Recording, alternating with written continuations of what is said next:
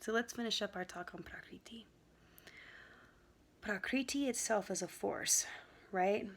It's the capsule, it's the movement that holds the attributes of Purusha, right, and acts them out. So then consciousness and recognition can take place.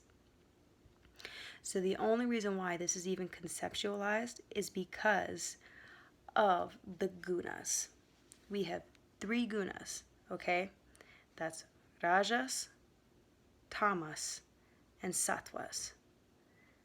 Sattvas are light, illumination, joy, happiness, sweetness, all nice, fluffy, wonderful things, right? Knowledge, all that fun stuff. Rajas, which is movement, right?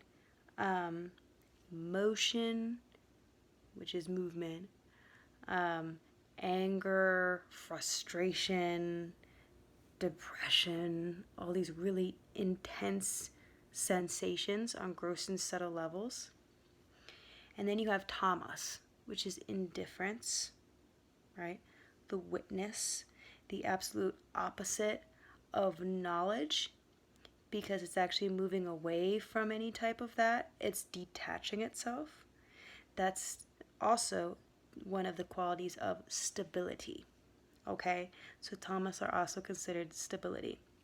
So all these gunas are really have like bases and are different forms of light, motion, and stability. And what's interesting is that all of these gunas cannot exist on their own, especially sattvas and tamas, okay? Sattva and tamas cannot exist on any level without rajas, because raja is the motion. So when all 3 of these gunas are combined, you get an experience, a manifestation, a universe, an actual encapsulated form that then consciousness and recognition can then move through and be perceived. So Prakriti is the gunas, okay? But Prakriti is also the gunas when they're equally balanced. However, the gunas as we know them will never be equally balanced, because if they were, then this experience wouldn't be had. There would be no experience. They would cancel each other out.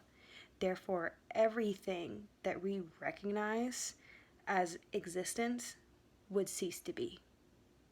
It would be dormant.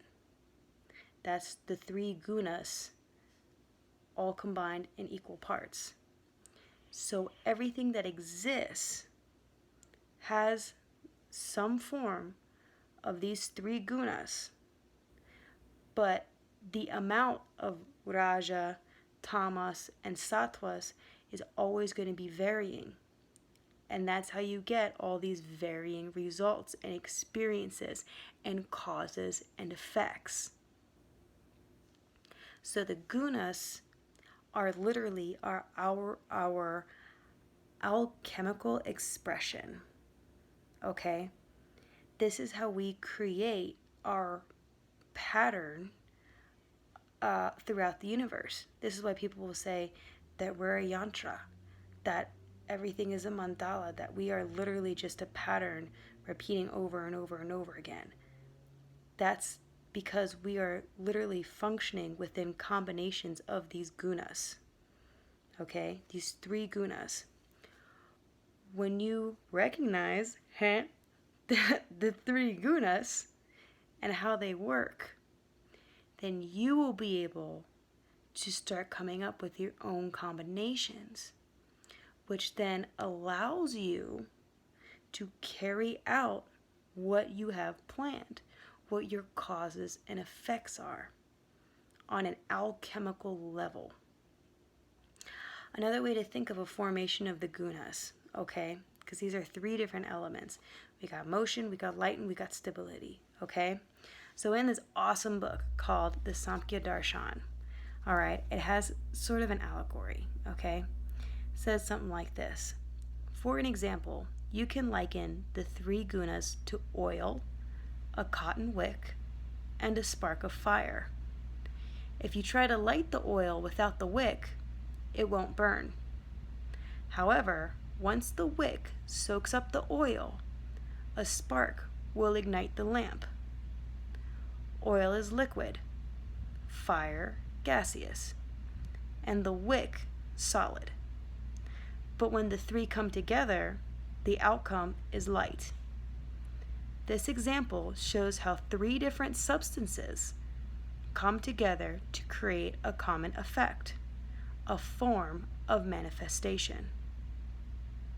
Similarly, the coming together of the three gunas becomes the cause of an experience and creates an effect, which is the manifest world. I hope this helped. Ponder this, think about it. Many blessings on your journey.